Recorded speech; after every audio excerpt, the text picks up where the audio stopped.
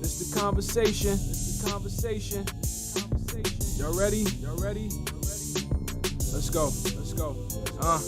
No filter, no restrictions. You about to get my opinion in its purest form. So my words, don't try to spin them. What I said is what I said, and what I said I meant it. The gloves are off now when I'm coming out swinging. So engage in verbal combat, but you better be ready. Cause this here for me is light work, even if the topic's heavy. I'm ready for it all with no running from nothing. You just take the time to digest what I put in, no rushing. But time is moving, don't waste it. You want the real, come and face it. Come sit and talk to me if you want it straight without a chaser. And it might burn a little when you step on up to taste it, but it's nothing harsh, I promise. Just a little conversation.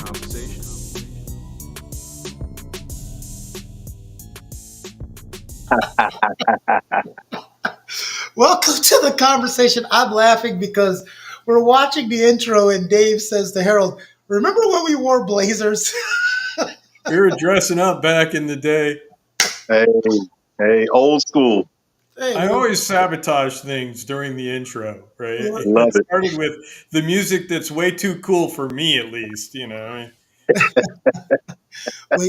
way too cool for you. Well, hey, here's the thing. So today we are responding and discussing comments and responses to some of our shorts and on TikTok and YouTube. One of the things I always try to point out to people, of course, when they're watching a short, shorts are great, but some shorts are also, they're a minute, they're a clip. Just like on the news, when somebody shows a clip and you get a bunch of people outraged and like, wait, did you watch the whole interview?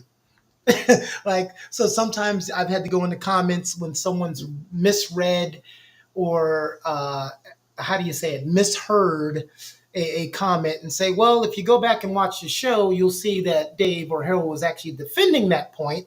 But this is the clip, of course, that started that. So you guys want to just jump right into it? Hey, let's go. By all means. All right. So when you see a clip, even if it's just Harold talking or a clip of just Dave, anybody can chime in on that clip. So what I'll do is I will show the clip and then I'll have us up with the clip comment still up and show the response. Here we go. Politically, we've moved in a direction where it is actually, I would argue, on the right, politically correct to call it illegal immigration. Yes. And it is part of that managing threat. And, you know, you yell at Biden during the State of the Union, say her name about the woman who was killed by what they would say is an illegal immigrant, right? And because they like the term illegal in there. And I'm old school, I say undocumented. Yeah. Not to. All right. So Greg America, it's always interesting when someone has a social media name that has America in it because you never know where they're going.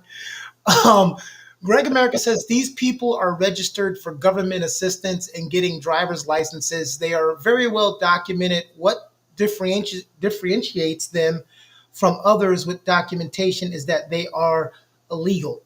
Which is wrong, which is right off the bat inaccurate. If you are documented, you are not illegal. You have a status in the country and, you know, it's there. And so that goes to the point that I was making in that video that, you know, the people who are really illegal are the ones that are kicked out, right, are immediately sent back. We have a lot of people coming through other paths and other ways that come in and become documented. Now, there are people who've been here a while who are undocumented, and yes, they will be in that illegal. But, you know, that whole thing about what I was saying at that time, those people who are documented are technically not illegal. There's one point. Harold, you look like you were going to say something.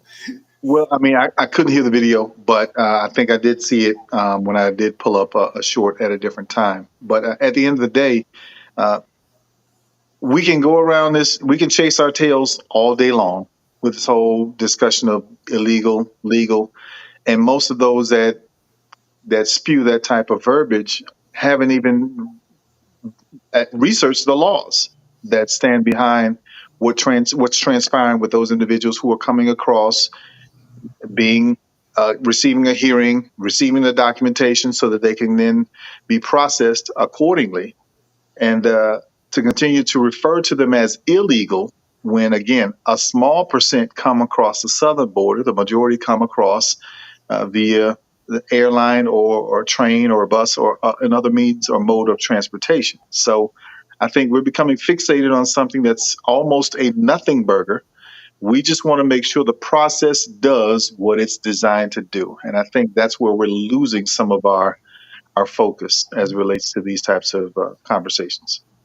Harold, on your end, when a video comes up live, I believe there's an unmute stage button somewhere on there. Again, I don't know how it looks on you guys' end because I haven't been there so long, and I know they've had several updates then. But there should be like a mute on stage or button somewhere around there. Harold Medina says, "Oh, go ahead." Go ahead. I'll just keep pushing stuff until hopefully I don't blow up anything. Harold Medina It's says, actually right above like if you go straight up from where my finger's pointing, there's a icon kind of above your head, Harold, on what we're looking at that has a speaker. And I think if you click that, you'll be able to hear it. well, he turned his camera off. And the reason why I say that, Dave, just because some people, whether they're on their phone or sometimes when they're on a different type of device, like on Macs, it's somewhere else sometimes. And it's just like, I don't know, we'll figure it out. Harold Medina says, any team that loses half its players is weaker than a whole team. America now is so weak that you're scared of immigrants, pitiful and weak. I don't know what the losing half the team reference Don't know. is. I think I was, we're not getting it. We're not getting with that reference. You're scared of immigrants. This is the thing, right? You know, you're so worried about this, and pitiful and weak. I would go. I just go back to whenever I see people that come in and they come in the country and they work really hard, and I just am kind of like, well, what's wrong with that? Well, that part is not um, propagandized or whatever that I just made up a word, I think. Propaganda. We're going to have Propaganda. talking about the small amount of them that commit crimes, the amount of them that Lower percentage than legal. legal people. Right. But that's going to be the focus. It's okay if you're legal and you commit the crime, just don't be illegal and commit the crime. That's or, what or, it's at. or deemed illegal. Yes. Because most of these people that are calling illegal, obviously we know they are legal. They are documented, which makes them legal. Now, are they permanent? That's another conversation. That is another conversation. And we love to have those on the conversation. Let's get into the next clip. I know Dave mentioned the polling in Michigan. And what's interesting to me is when you look at all 5 of the candidates in that poll, you're looking at Biden, who's 80s, Trump, late 70s, Jill Stein, 73, Cornel West is 70, RFK is 70. What are we looking for? Age is really not the issue because, again, if you're looking at it, I don't think any of our younger voters are going to view any of them as young, vibrant, and connected with what they may look for in someone trying to create policy or make policy for their futures, respectively. I've said that before on the show before. We had Bush, we had Clinton, we had Obama, and we were getting younger, and now we're back to old stuffy people. I know Dave mentioned old stuffy people, but cognition should be. Michael House says the VP will be important. It's not necessarily the age. I think it is, but who will do best for the American people? I'll take Vivek or Donalds. I'm sure they would, but that doesn't mean it's best. Dave, you had the loudest grunt, so you get to go first. I used to say, if you talked to me in the 90s, I would tell you there were 2 senators who, when they came out and talked about policy, if they disagreed with me, I would go back and redo my research because they were straight shooters, informed, usually had a good point of view. And so one Democrat, one Republican. Now, this turned out to be Biden and McCain, right? And I at the time I said, I just hope neither one ever runs for president because that'll ruin it. Okay, I hate to be right about that part of it. And I don't have the same feeling about Biden since he became vice president. Let's be clear. But McCain, who is worthy of just mad respect. Okay, mad respect. Um, Nevertheless, he brought us Sarah Palin, and he Oh, tarnished his legacy with that. And Vivek Ramaswamy is not qualified to be Sarah Palin. I mean, we Ooh. are falling down to people who are just utterly incompetent, who are blatantly, they want to say, oh, let's raise the voting age, let's disenfranchise the country unless you're in the military. So let's create special privileges. Let's turn this into Starship Troopers and go full fascism that only the right people vote. Okay, only the right people are allowed to vote, because that's a core component of fascism. Is you redefine what the part of the population is that gets to make decisions. And so, yeah, to even mention Vivek makes me throw up in my mouth. wow. Wow. Uh, I'm sorry, to have less of a reaction to him would be intellectually disingenuous. I agree. But I find it interesting that when I hear Vivek say that he wants to also require people to pass a test in order to vote. Now, me, I'll say, you need to pay taxes in order to vote. Now, or at least file taxes. I mean, in order to vote. I mean, whether you have to pay or they pay you back, or you get a refund, it doesn't matter. At least you filed, you've done your civic duty in that respect in support of your country. But the problem that I have with Vivek is his family comes out of a caste system, which is a whole nother, again, conversation. But because they come out of that and he's on the right side of that system, it works for him. It works for him to put all of these barriers because he doesn't perceive them as barriers because he feels privileged. So I think it's ironic that this young man who benefited from some of the civil rights advances that we've achieved over the years, he's benefited from them, but yet now he wants to do everything to fit into a certain group to now start the disenfranchisement of those said individuals who would receive those same benefits today. Even the fact that he received, I think, some college scholarship or something from a group that was funded by George Soros. But now he wants to beat him over the head with a broom, and a hammer. So it's all irony to me, and it's all hypocrisy because these individuals will say what they want to become whomever they desire to become for the benefit just themselves, and not true democracy and not truly the American people. And are we just going to ignore Oh, his corruption in his pharmaceutical company? oh God. Right? He probably will eventually go to jail for this.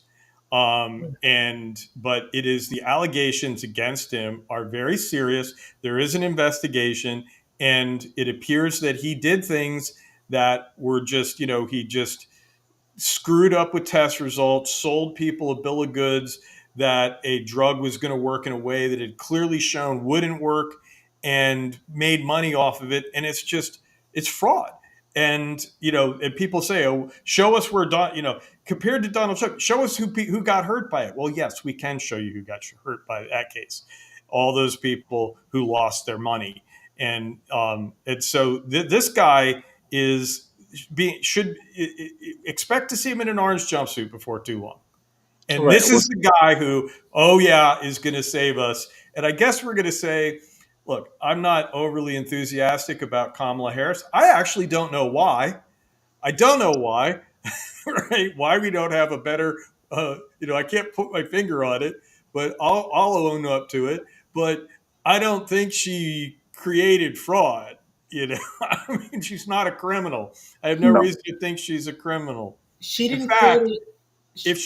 if there was anything criminal that they could have found, I really feel like the Republicans would have found it. Or are they Same even with be Hunter's trying to laptop. find it? They're not You even know, trying to find it on her. You mean she didn't create a university that nobody actually could go to? So let's go on to the next video. Kennedy just announced his vice presidential candidate, who is in her own words, through and through progressive.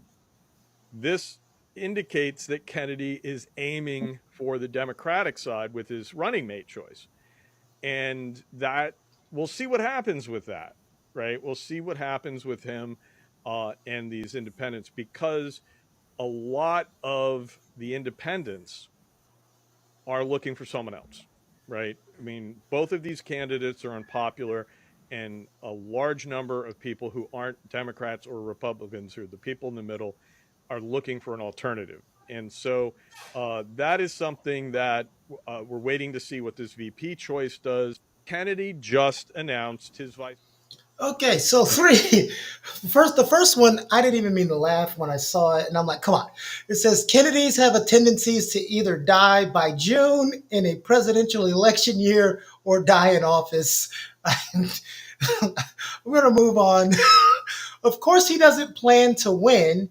He just wants Biden to lose. And TJ says, steal all of Biden's votes, please. Because, Biden seems to be the worst thing that ever happened to America after Obama, I guess. Funny thing Wow. about that is, as we're going in, at the time, I was remarking on how Kennedy picked, and I still haven't committed his vice presidential candidate to memory. I don't even know. But he appeared to be aiming by picking a progressive as a VP at the Democrats. But what's coming out is that no, he's a conspiracy theorist, and he is appealing to Trump voters. And increasingly, the evidence is trending, and we have to wait. It can change some more, but increasingly, the evidence is mounting that Kennedy takes more away from Trump than from Biden, and that is just, kind of, it's glorious in the sense that a lot of Republicans pushed Kennedy because they thought he'd do the opposite. And Mm-hmm. Yeah, even with the funding, a lot of his funding is coming from right-winged PAC groups and individuals. Did you say white wing first by accident? Right? No, I did not say white. I like white wing. White ringed. White ring. Instead of right wing, white ring. And separate out the people. I did not say that. Racialism from the people who maybe just have a conservative orientation towards markets. I'm sorry, I didn't mean to throw you off, but it literally sounded like you said white wing. No, I think we need to make that a thing. I think he's just stamped his authority on 2024 right there. Yes, land the plane, Harold. White wing. White wing. Although it is really hard. Okay, hashtag white ringed. Okay, there we go. Right wing. White ring. Oh man, I don't even know what we're saying. It'll look better written out. The hashtag will be awesome. Oh my God. Let's go to the next clip. Yeah, please, thank you. Save me. Within the last 20 years, you can go back and look up every bill that was passed. There has been not one bill under this Republican legislature for the last 2 decades that was designed to improve the quality of education in schools in Florida. This is what I pay attention to. I'm a 23-year educator. Mm-hmm. So I'm looking at this stuff year after year, watching how there is a focus on destroying public education and not improving the quality of public education. And it's all centered on money. This is why my sister, who has 4 kids and she works at a library, doesn't make a lot of money, but she takes every penny she has and has sent all 4 of her kids to private school. This is why. Yeah. So I always love when somebody responds contradictory to what you're saying with no facts. It says, that's because the education department are run by Democrats. Show me conservatives in the education world. I respond, actually, that response is incorrect because sometimes I can't help myself but to respond, which has been illustrated on the actual show. It has been an all-around failure from everyone. No side is exempt. Douglas says, prove me wrong. Show me a Republican-run education system, and I'll agree with you. True responded to him, if you're from Florida, you know Republicans have run the legislature and governor's office in Florida. It is apparent you haven't done any research with regards to Florida. Again, prove me wrong. It goes on from there. Their base is uneducated, and they need to keep them that way. They have to have as many unprivileged stupid people having as many babies as possible, or they won't hold power for much longer. Who's they? Yeah, that's they is always been famous. From your text to God's ears, people have to vote, and in Florida, the turnout is missing the poor. The fact you said Republicans, it's all political. You are a biased hack. The liberals have owned education for decades. Response? No. In Florida, it is by local boards, but they haven't had a Democratic governor since 1999, and they have been pushing voucher scams for decades. Look at the state's education rankings. All right, let's take it from there. Well, I mean, it's true. I mean, we haven't seen a Democrat governor since Lawton Childs, in Florida, and that's his term ended in 1998. But the fact is that even after the passing of No Child Left Behind, we only discovered that children are continuing to be left behind, in Florida and around the country, because you had a law that was passed with no funding to support it. So school districts struggle to try to reposition themselves so that they could basically obey all of the requirements that were embedded in that particular law. Now, in Florida, again, I keep telling people charter schools was always the shiny object across the room that everybody focused on, because if they go back and do a little bit of history, they can go back to a gentleman by the name of Milton Friedman, who almost a year after Brown versus Board was passed, began to push the notion of vouchers. And they wanted vouchers to go to the private schools. Well, they created charter schools because the Supreme Court kept denying them the opportunity to allow federal dollars to go into private schools. However, in Florida, once they got enough charter schools, I guess, in place and funding being redirected from public schools, then approved via this governor that charter schools, private schools, and public schools will be eligible for public funding. And now, as such, there's at least one school in, I think it was St. Petersburg. Once that law was passed, they decided to double their tuition. So the $8,500 that would have helped pay towards the $12,000 a year tuition, now the tuition is $24,000, and they've essentially continued to actually get more money poured into their institution than any other. But in either case, this is all Republican led. It's Republican driven, and it's a Republican agenda. And as far as education, is to outsource it to the detriment of public education and those students that are being recipients of those, I guess, that educational process. And I'll land my plane. That was a long flight, but it was a good flight. It's a good flight. We're going to go on to the next clip. The LGBTQAI plus community. And I'll be honest with you, as a man who has Christian values, I'm a progressive conservative, which means I advance, but there's certain things I hold on to. And I don't understand the community. But at the end of the day, they are American citizens. Those individuals are, if we believe Christianity to be true, God's creation. And whether I agree with the decisions that they make or the lifestyle that they choose to live is irrelevant to the fact that they should be treated with respect. I don't have to like or agree with them.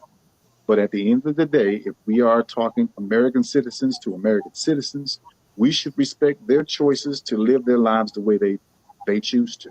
The LGBTQA. Now, this may be a wrong of me because on two different platforms, you got two different responses. And I didn't want to do all negative responses. On TikTok, you got wildly positive responses. On Facebook, you did it. I don't know if that has to do with demographics and age. That's what I'm going to think. Dave, does that make sense? Because the Facebook was way more negative in response to, it was like, you're not a real Christian, blah, blah, blah. But on TikTok, you got things like facts. Take religion out of it. We all human.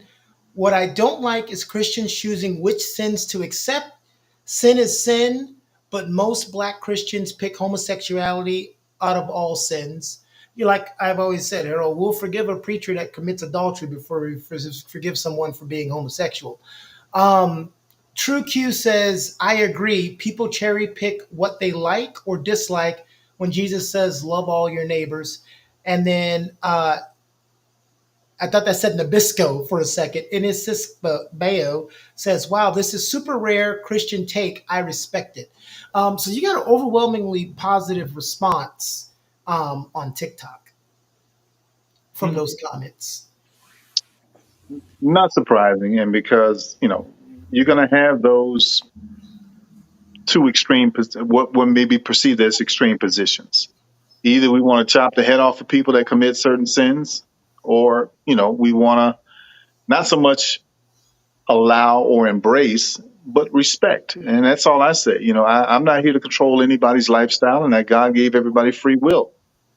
But when you look at the scripture, it said, love your neighbor. It didn't say make love to your neighbor. So, why don't we just respect your neighbor and keep it moving? Because when we bring God into it, most likely his thoughts are not our thoughts and his ways are not our ways. So it's funny to me that he created all of us, but yet some of us want to tell others of us how we should live and what's right and what's wrong. I'll land that plane quickly. All right, and then we'll get in the next clip because Dave, we haven't heard from Dave in 30 minutes. Okay. That's not true. Sanctuary states, by being a sanctuary state, you're saying that you want the illegal immigrants. No. Sure. It's saying that you're going to treat immigrants, and I don't use the term illegal. I use the term undocumented, because some of those individuals that are coming here are seeking or trying to get asylum. Now, there are others that may not be trying to go through that process and that have come here, started working. They're also paying taxes. And we're not thinking of a way to advance or speed up the process for citizenship. Right now, it's just keep them in the corner, let them work, let them produce economically, similar to almost slavery. Only thing is they're getting paid and slaves weren't. So, and you can better, because I didn't understand. And I think they were talking about, from what you said in the beginning of the clip, how do you tell the difference from 1 week to 1 month to 1 year? How do you find the true intentions? And I mean, you can ask that question with anything, can't you? How do you find true? What do you base true intentions on? The person's record or the result? You mean in terms of whether they're going to stay, or I'm missing context? Let's go back to the clip. Hold on. Well, sanctuary states, by being a sanctuary state, you're saying that you want the illegal immigrants. No. So that's what I think the person is asking about. When a state decides to be a sanctuary state, how do you judge the true intentions of why they're becoming a sanctuary state? You have your conspiracy theorists out there, or your people who say, well, a state will become a sanctuary state because they want to grab these people and put them in the orange fields, put them in places where people want to do work. And then people want to be sanctuary states because they actually want to offer a sanctuary. Like, how do you judge the intentions of a state that wants to become a sanctuary state? I don't think you can. Well, when you have when it comes to that, they passed a law. So the law is more on the 1 year side, right? When you pass a law, that's not a whim, right? And so a state that passes that law, to a great extent, a lot of it will be, hey, are these generally migrant populations valuable to the economy of your state? And how do you feel about I mean, there's things that go into this calculus that says we want to create local regulations that will shield people from the threat of the federal government getting them out. And that's a call that states might make, and someone might call that a states' right issue, but I don't know. I don't want to go there. But I think when it comes to that, I don't understand the time thing at all. Is my big question. But I guess my concern is even the labeling of something as a sanctuary state. Because you're creating a label so that you can demonize anyone that's placed in that or under that particular umbrella. Because now for example, let's look at the abortion situation. Are all states that allow abortions now sanctuary states for women who are pregnant, who may have been raped, who may have been, a victim of incest or whatever? Are those states going to be called sanctuary states now? Are they going to be targeted? I think at some point we have to stand up and speak out against these labels that are being placed on these various, i.e., states or entities, so that we can stop the negative attacks against them. Because at the end of the day, if we continue to allow it to happen, we're going to have these, I hate to use the term weirdos, but extremists going out there attacking and potentially hurting people. Hey, That's my concern. Leave the I Tea think the Party term out. sanctuary was originally by the proponents of protecting people. And, this is a case of like fake news. Fake news originally comes from people complaining about a lot of the Russian trolling in the 2016 election, and then was seized by the MAGA crowd to Mhm. describe things. And so you've had an appropriation of the term from where it was meant as being a sanctuary and meant to be a very, happy thing like a church sanctuary. Right. And then it gets glommed onto and flipped. Right. But everything else, it becomes problematic there. Yeah, kind of like woke. Huh? Sanctuary! If you don't know where that's from, don't worry about it. Let's get into the next You got to clip. say it with lips. Sanctuary. I'm a fan of the Voting Charles machine here Lawton getting black jammed. and white version. Noise is somebody Not the actually animated one. illegally voting. By the way, if Then you've ever there read that book, is that the book sucks. manufactured, the just That book out and has out no happy falsehoods, ending. right? 'Cause Everybody noise dies. actually exists. Everything Noise is bad something happens. that's there. This stuff that Wow. Rudy Giuliani brought up wasn't even noise. It was fake. It was fantasy. It was imagined, and that for a lot of people, on that, and I hate, this is not a both sides issue, right? Yeah. There's one side that's doing that, and honestly, you can't, they say, oh, there's an equation of both sidism with objectivity. No, maintaining both sidism in this case would be not objective, right? It would be being politically correct in a different format. And so the thing is, though, that's not even there. So that it's not even noise that we have to worry about. It's imagined noise. Voting machine here getting. So when I read this the first time, I thought the person was disagreeing with you and calling you part of Putin's America. But then I had to read it again, and they were actually agreeing with you. So many things to prevent people from voting more than once, illegal voting, etc. Those wanting to fit a false narrative and commit fraud, the Putins of USA. When I talked about noise, and in that clip you were saying, well, it's not real noise. There's too many things in place. That's why we found no fraud from stopping the steal. Everything was done. There's too many things in place to stop people from illegally voting. So Right. there's this big noise about there's so much illegal voting out there. Well, Is a there farce. were illegal voting cases. There were, and there always are, Yeah. identifiable, reportable, provable cases. And we had one in North Carolina a while back with people collecting ballots, right? But it's not in mass, correct? Right. That's the point. It's noise is the idea that, look, a little bit of this occurs, but it's not enough to sway the election. And the thing I was saying there was it's one thing to point to one or two isolated cases, like we were talking, like, oh, okay, an immigrant, an undocumented, or the sanctuary, the people, not sanctuary, the asylum seekers that attack folks in New York, right? There's an incident.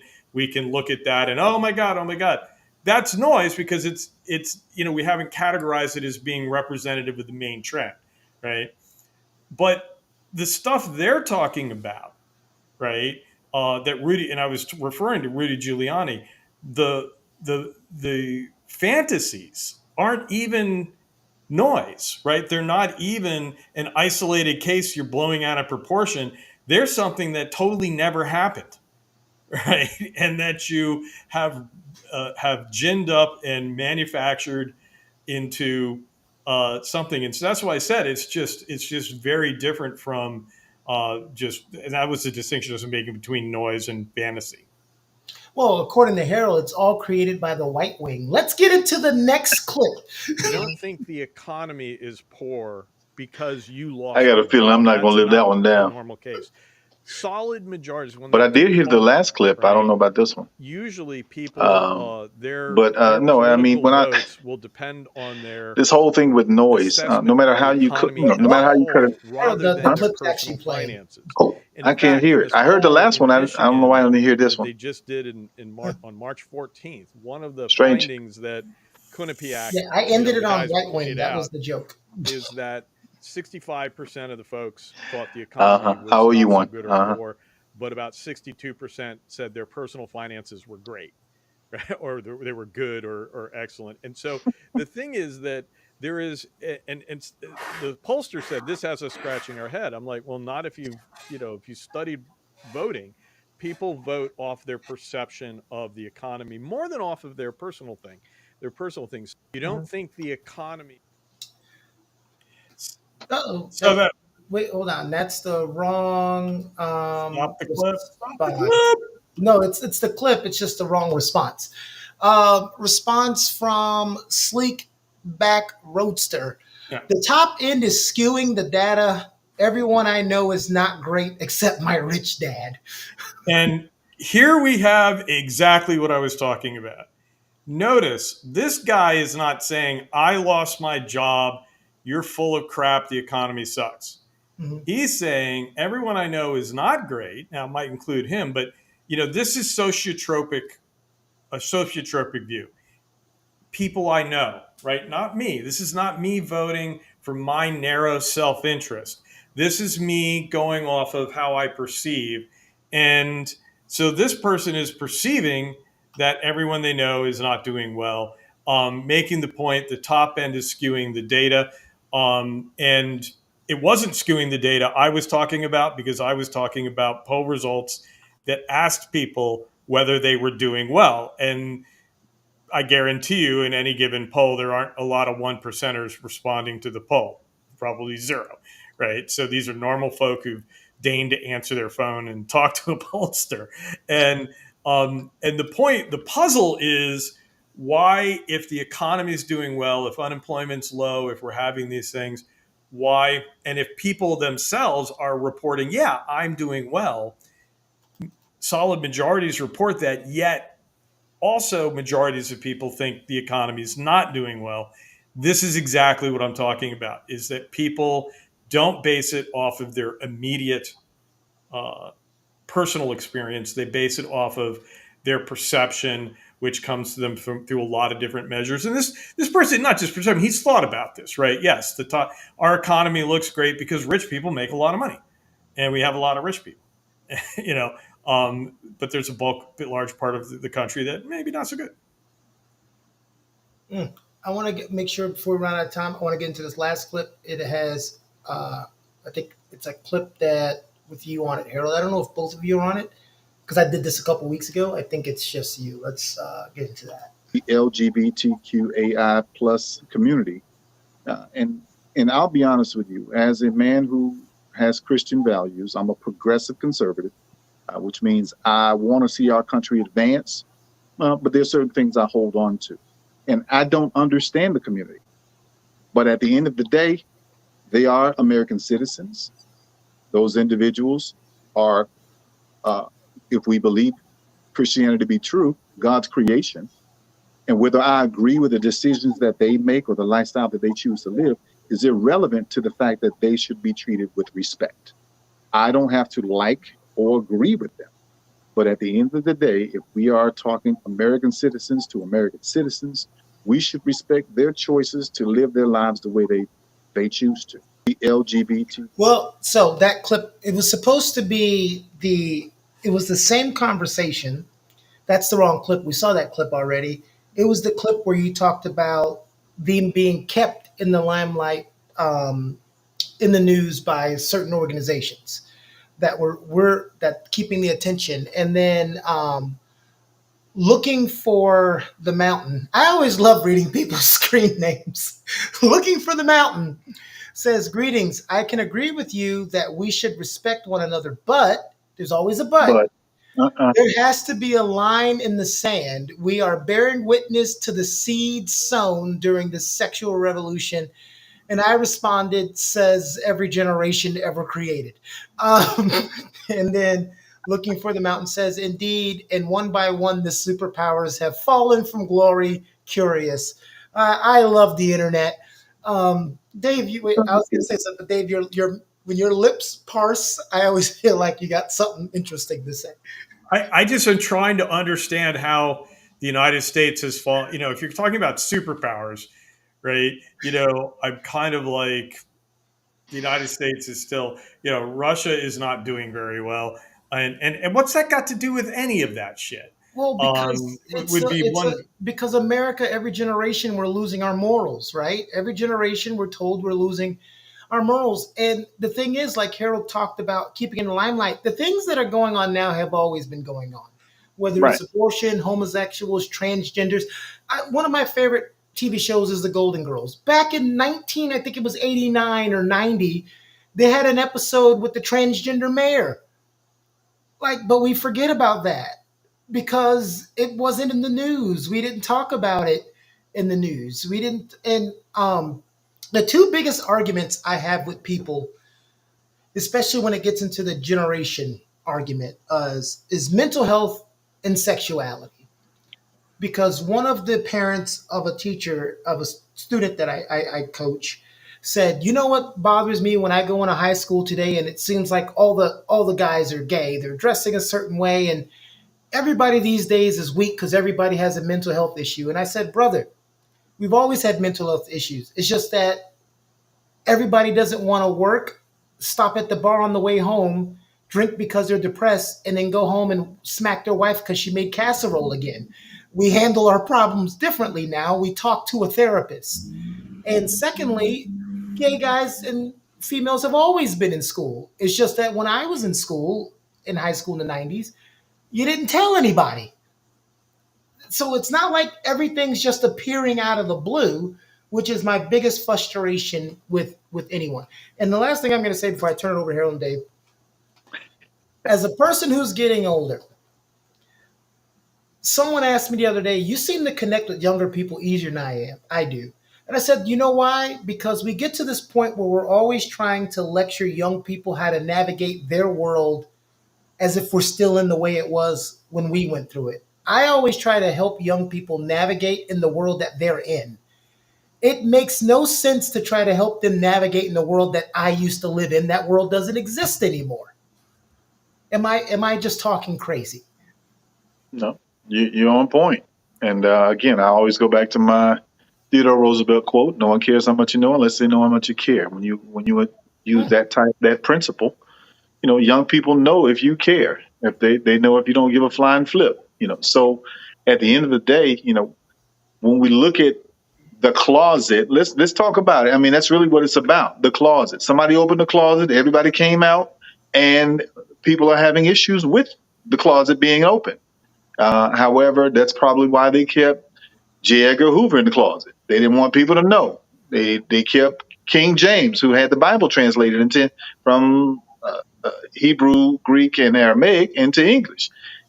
He's out of the closet now. So you got all of these people that are out of the closet, and society has an issue with it because certain individuals who claim to have certain principle, whether they're Christian, or any other religion, that they don't want to look in the mirror and see what is this, what they would consider sinful nature of themselves, because the Bible says we've all sinned and fallen short. So if we're going to make it a conversation that needs to be had, and figure out how do we get from point A to point B, we got to look in the mirror first and say, what is it about me that I may need to change so that I can be either more accepting or receptive towards those that are different, But again, the closet door is open. Somebody took the hinges off. So we got to deal with it.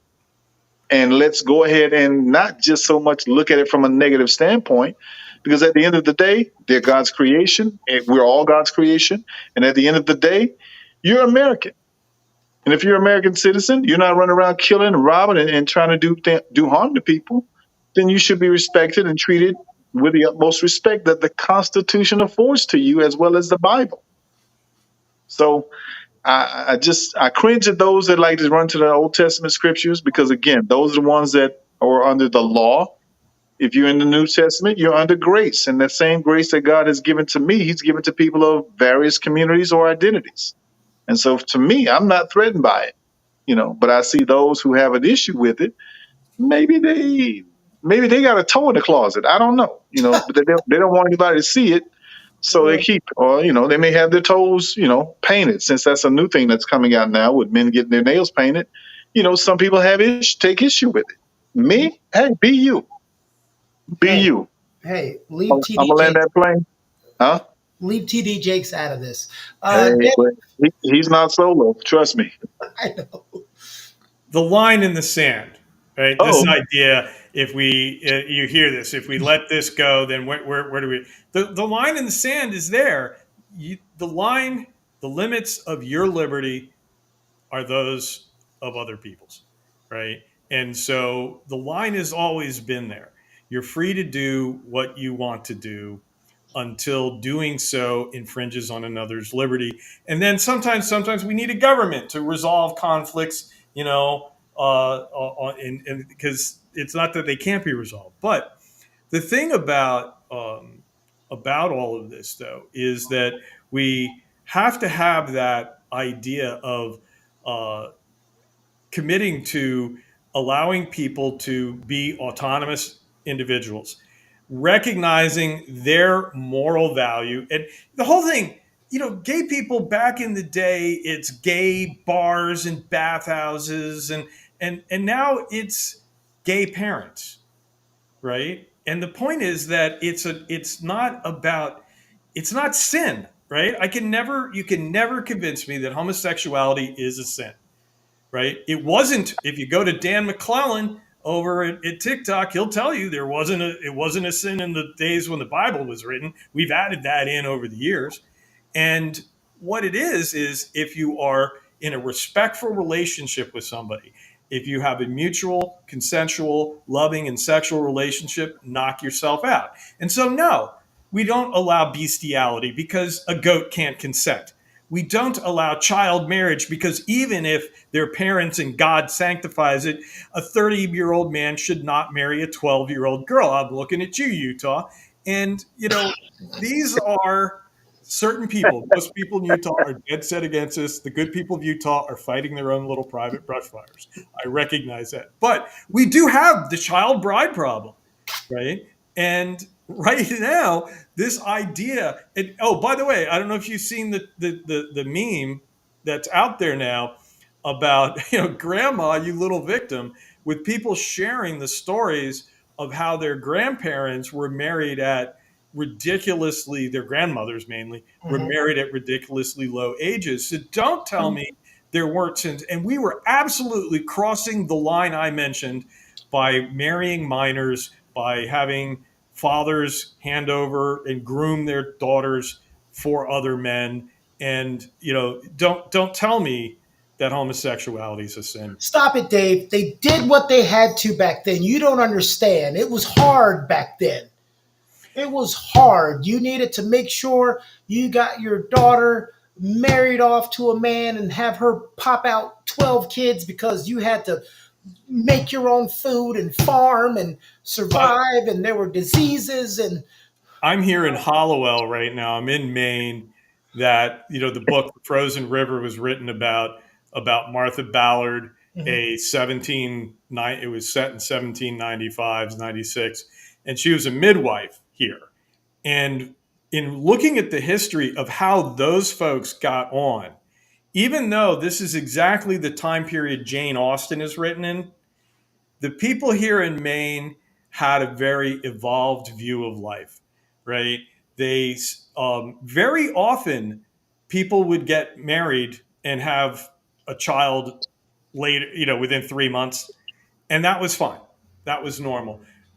Three out of Martha Ballard's five children did that, and they were okay with that. Now they had some patriarchal cringiness going on, where like if a woman I was gave birth out of wedlock would be able to, if she named the father on her in her birth during her travails, as they called it, she was thought that she couldn't lie, and then she had to pay a fine. And this is seen as being so horrible for women, but actually, when the woman did it, she nailed the dude. The dude had no. God has just told us you're the father. You, sir, are going to raise that child, and so there were a couple sides to it. But the point is, they let their young people get together. They let their young people have frolics, and they were happy that when they heard that they all behaved well.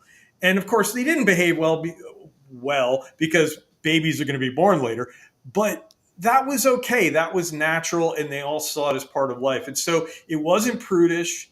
They had house parties, but they didn't shame. It's not this Jane Austen view of if you have a baby out of wedlock, you're ruined.